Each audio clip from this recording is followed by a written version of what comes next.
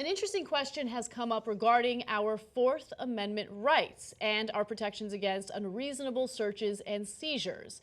If a cop suspects that someone is driving under the influence of alcohol or any other drug, should that cop have the ability to force the person who is being suspected to hand over a urine sample? And if they refuse to do so, should they force a urine sample through a catheter?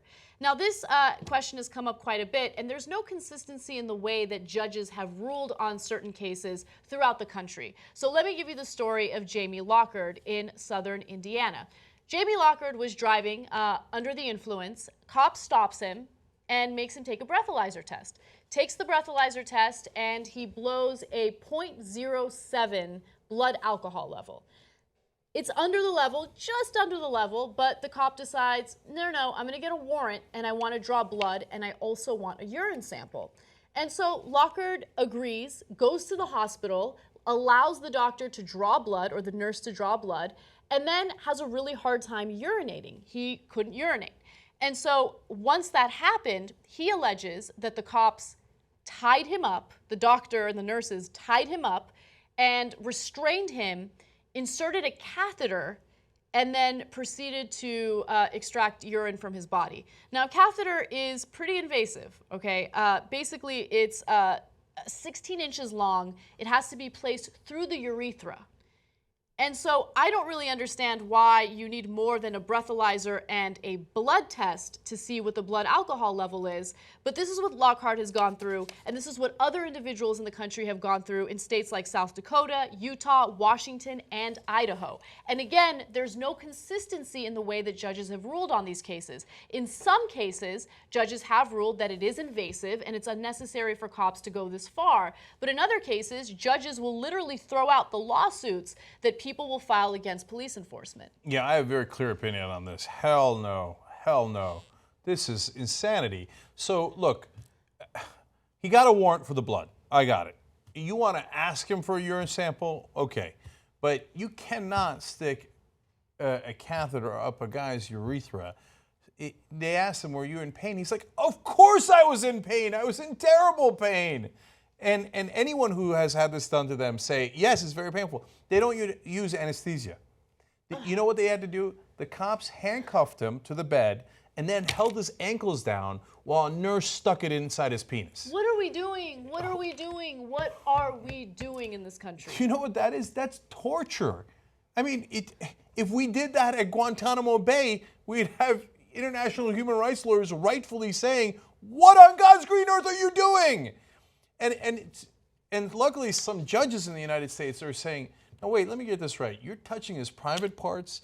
A lot of times it's women that are he's being exposed to that are touching the private parts. So, I mean, you flip the coin. Can you imagine where you open up a woman's private parts and have a man start, sticking? It's nuts. It's nuts. How does and what do we need it for? Because he's at 0.7, like this is the national terrorist crime that's going to endanger the whole country that made us do this, because he was under 0.8.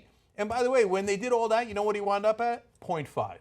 His blood test indicated that his blood alcohol level was at 0.5. Now, I'm not entirely sure what happened with this case. Eventually, he just went ahead and pleaded guilty to reckless driving.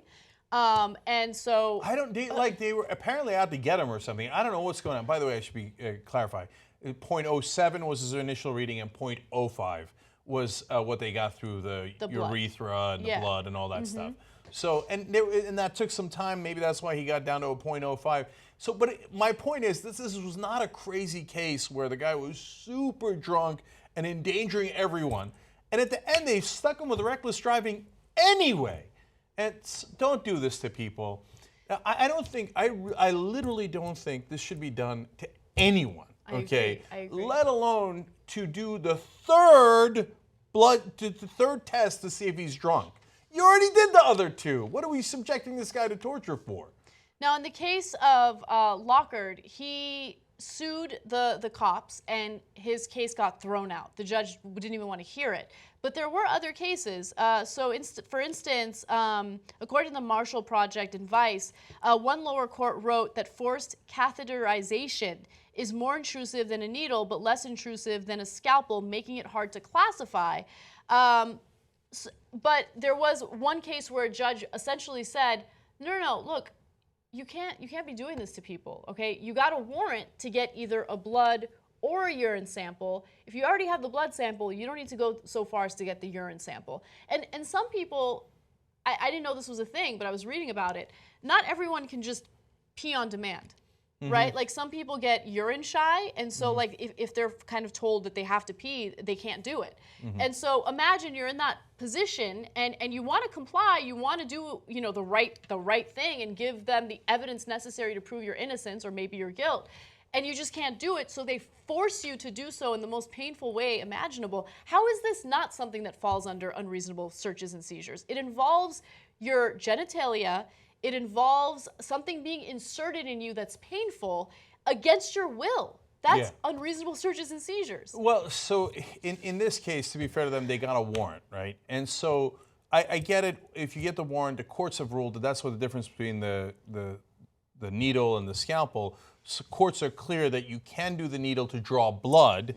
A scalpel is a little bit more questionable because sometimes they have to remove a bullet, and the bullet is evidence, but then folks don't give permission for that. There's warrants, et cetera. So that's why it gets a little confusing. But in this case, I just don't think it's even close. I think this is worse than a scalpel. At least in that case, you're removing a bullet, right? Which is kind of helpful to the guy. Yeah. Look, in one of the cases here in 2006, as they're doing it to this guy, so this happens a lot of times, they kept yelling at the guy to quit screaming and telling him to stop cussing at the lady who was doing it. See, to me, that's the upside down world we live in. They're ramming this thing inside your penis, but they're offended that you're cursing at a lady that's jamming a thing in your penis. Those two things are not equivalent, okay? What you're doing, what the state is doing, in that case, state violence, is much worse than what the guy is doing while complaining about your state violence, which he should. Other judges have said it's an obvious violation of the Constitution, right? And then finally, one of the guys in Utah said, they made me feel like an animal. And to me, that's really the heart of what's going wrong in this country when it comes to police enforcement. Everything is a national federal case, and it doesn't matter what we do to the suspect. Once you're a suspect, it's done, okay? Then in the old days, you had rights. In the old days, we were all citizens, and that needed to be respected. In the new days, the cops are an occupying force, and your life doesn't matter that much the minute we call you a suspect. So, yeah, I'm going to stick that thing in there like I would with a cow or a farm animal, because what? You're just a piece of meat there because you've lost all humanity the minute we called you a suspect. Like, I think that even in the old days, it's not like it was great old days. There's a lot of terrible things that happened in the old days. But even so, I think back then there was like a moment of, well, I wouldn't want that done to me. That seems inhumane. There was some empathy. Yeah, there was human empathy. I feel like we've lost that in policing in America. That's why it's not just the cop shootings. It's like, who cares? I'd like to do the third test because this guy's a suspect and I'm going to get him, right? And so just do whatever you want to his body. It's not acceptable. We're Americans. We're still supposed to have rights. If you're upset with mainstream media, we have the alternative for you. Come build independent media with us. Your membership powers the Young Turks. tytnetwork.com/join.